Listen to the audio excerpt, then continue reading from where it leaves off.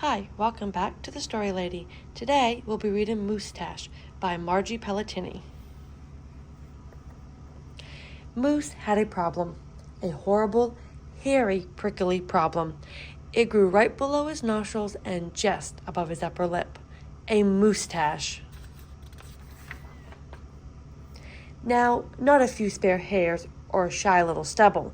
No mere weak wandering whiskers on the upper lip of this moose. No siree. Moose had a big, bushy, bristly, mighty moosetache, but a moosetache that was a burly, surly, mangy mess, and it itched a lot. Sure, he plucked and he tweezed, he even clipped, snipped, and teased, but his combs were still cowards and his brushes rebelled, his scissors simply surrendered. Moose was in a frizzy tizzy. The moosetache was completely crimping his style. He was a great hoofer, but he could barely bop and hip-hop with a moosetache going flip-flop. He was a wonderful chef, but he simply could not flambe his souffle with all of those whiskers in his way. And he was a daring skier, but how could he downhill race with a mighty moosetache blowing in his face? Moose had to do something, and soon. But what? After days and days of much serious thought, Moose got an idea. He crossed some hair here, he crossed some hair there, and he tied a moosetache around his neck. A moose scarf seemed to be the ideal answer to his problem. It was so simple, so easy, so perfectly perfect. But then his moosetache got knotted and mangled, and horribly tangled, and those hundreds of hairs still prickled and tickled. Worse, Moose could barely take a breath with all that moosetache wrapped around his neck. So Moose untied, unwrapped, unknotted, and gulped in some fresh air. He got another idea. He parted some hair this way, he parted some hair that way, and he heaped all that moosetache on top of his head. Moustachioed antlers seemed to be the ideal answer to his problem. It was so simple, so easy, so perfectly perfect, until a squadron of squirrels and one very noisy gopher moved right into the Moose Motel. They huddled and hoarded, furrowed in, burrowed out. Needless to say, it became quite crowded up there on Moose's head, and heavy and messy.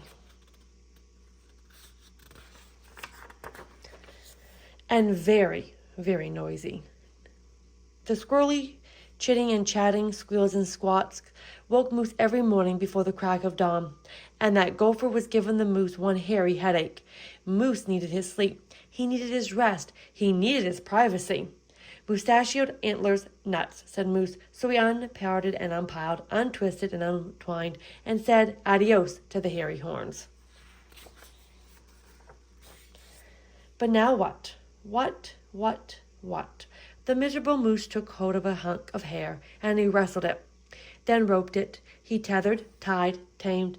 Ha, moose tail. Now that was so simple, that was so easy, that was not so perfectly perfect. Talk about a dizzy do. Moose didn't know if he was coming or going. Backward, forward, this way, that. He didn't know which end was which. Moose had to bail on the tail.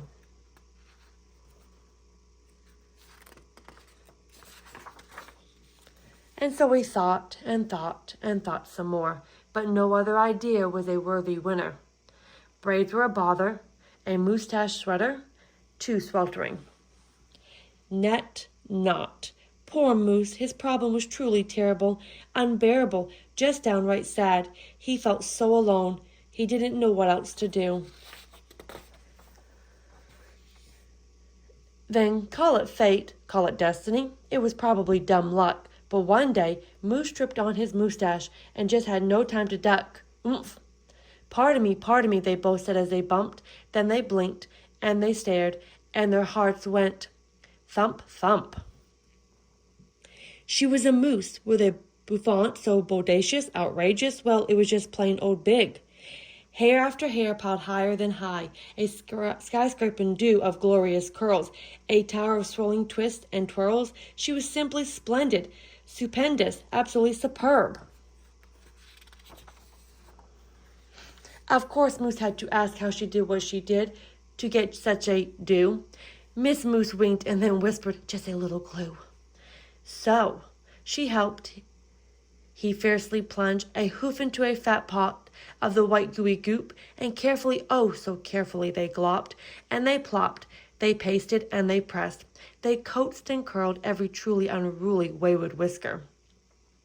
Around and around they tweaked and twirled those horrible hairs until Moose's one mangy mess was now a wondrous winding wave of marvelous Moosetache. Moose gazed in the mirror and smiled a broad moosey smile. He was so happy, so glad, just giddy with glee. He looked dashing and handsome. Moose gushed, "Is that really me?"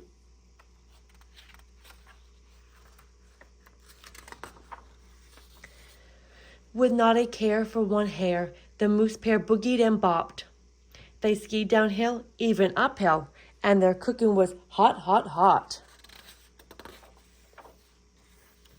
So of course it wasn't long after that Moose and his Moosetache and his beautiful bride fox-trotted and tangoed and waltzed down the aisle.